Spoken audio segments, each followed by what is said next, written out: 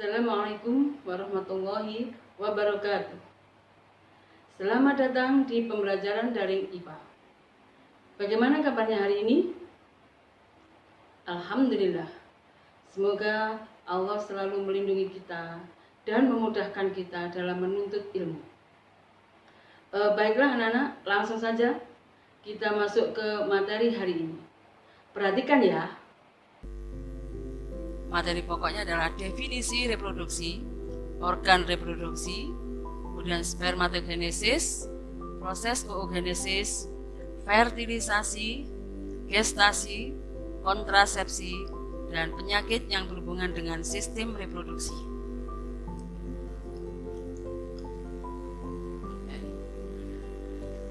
Kali ini tujuan pembelajaran kita adalah untuk menjelaskan struktur alat reproduksi pada manusia, menyebutkan organ-organ penyusun sistem reproduksi pada manusia, menjelaskan fungsi alat reproduksi pada manusia. Apa sih yang dimaksud dengan sistem reproduksi? Adalah suatu rangkaian proses dalam perkembangbiakan dengan melibatkan fertilisasi internal melalui hubungan seksual. Organ reproduksi manusia, baik pria atau wanita, memiliki peran yang penting dalam proses tersebut. Mengapa harus reproduksi? Tujuan reproduksi itu adalah untuk mempertahankan keberadaan jenisnya atau mempertahankan keturunannya. Organ reproduksi pada manusia, pada pria, akan menghasilkan gamet jantan atau spermatozoa. Organ ini disebut dengan testis. Selain menghasilkan sperma, testis juga akan menghasilkan hormon testosteron. Testis juga dilindungi oleh skrotum. Testis merupakan kelenjar kelamin yang berfungsi sebagai penghasil sperma dan hormon testosteron. Organ reproduksi pada wanita akan menghasilkan sel telur atau ovum. Organ ini disebut dengan ovarium. Selain menghasilkan ovum, ovarium juga menghasilkan hormon progesteron dan estrogen.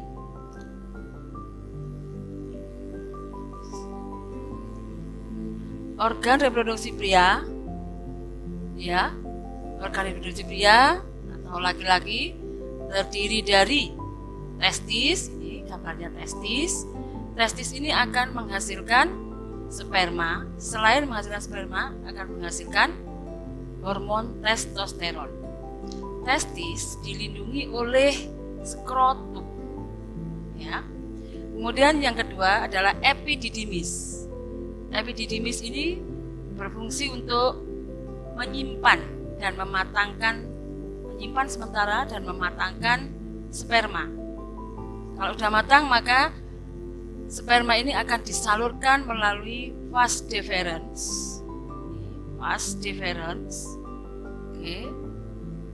deferens untuk menuju ke uretra. Ini uretra. Selain itu, organ reproduksi yang lain yang membantu sebagai organ pembantu dalam reproduksi di sini ada vesicula seminalis yang merupakan kantong semen yang berfungsi untuk memberi makan atau nutrisi pada sperma. Kemudian yang kedua, kelenjar prostat yang merupakan kelenjar berbentuk bulat yang mengelilingi bagian pangkal saluran uretra. Kelenjar ini menghasilkan cairan yang bersifat basah yang berwarna putih seperti susu, yang berfungsi untuk menetralkan sifat asam pada fase eferensia dan cairan yang ada di dalam vagina sehingga sperma dapat bergerak aktif. Kemudian kelenjar Cooper. Kelenjar Cooper ini yang disebut dengan bulbur retralis Ini berukuran sebesar butir kacang. Ya, kelenjar ini akan menghasilkan cairan mukosa yang berfungsi sebagai pelicin.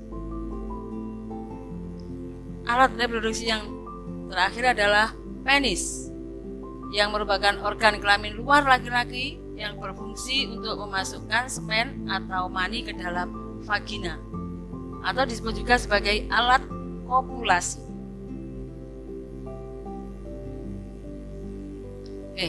Ini bisa kalian lihat di sini, ya. Ini ringkasannya di sini, testis selain menghasilkan sperma, tadi ya menghasilkan hormon testosteron, dan seterusnya ada epididymis, vas deferens, penis, vesicula seminalis, kelenjar prostat, dan kelenjar Cooper. Selanjutnya adalah organ reproduksi pada wanita. Perhatikan di sini organ reproduksi pada wanita. Yang pertama adalah ovarium, yang berfungsi menghasilkan, ya, ovarium. Perhatikan, ovarium ada 2 di kiri dan di kanan, berfungsi menghasilkan sel telur. Selain itu, ovarium juga menghasilkan hormon estrogen dan progesteron. Kemudian yang kedua adalah tuba Fallopi. Perhatikan di sini, tuba Fallopi atau oviduct, atau nama lainnya adalah saluran sel telur. Ya, ada 2 di kiri dan kanan.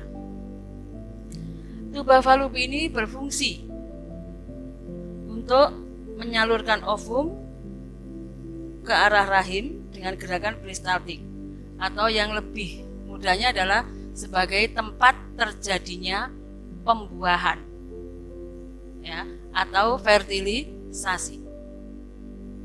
Ini di tuba Fallopi. Selanjutnya yang ketiga adalah uterus atau rahim. Rahim itu berfungsi sebagai tempat pertumbuhan dan perkembangan janin.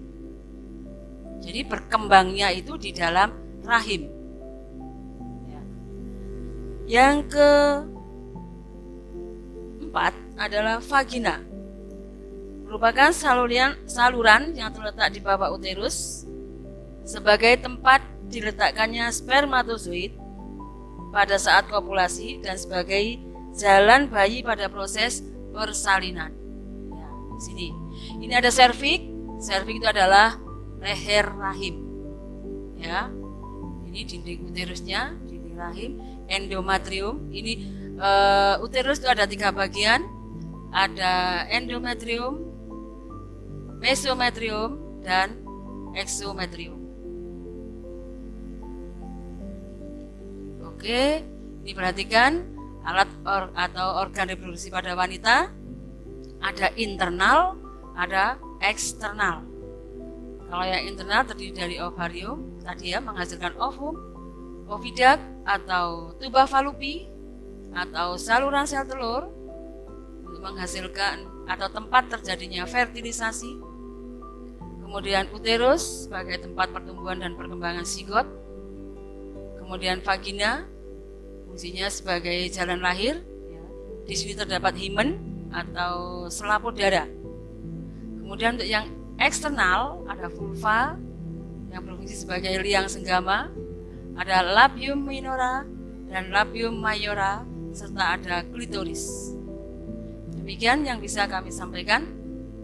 Terima kasih. Semoga bermanfaat. Billahi taufiq wal hidayah. Assalamualaikum warahmatullahi wabarakatuh.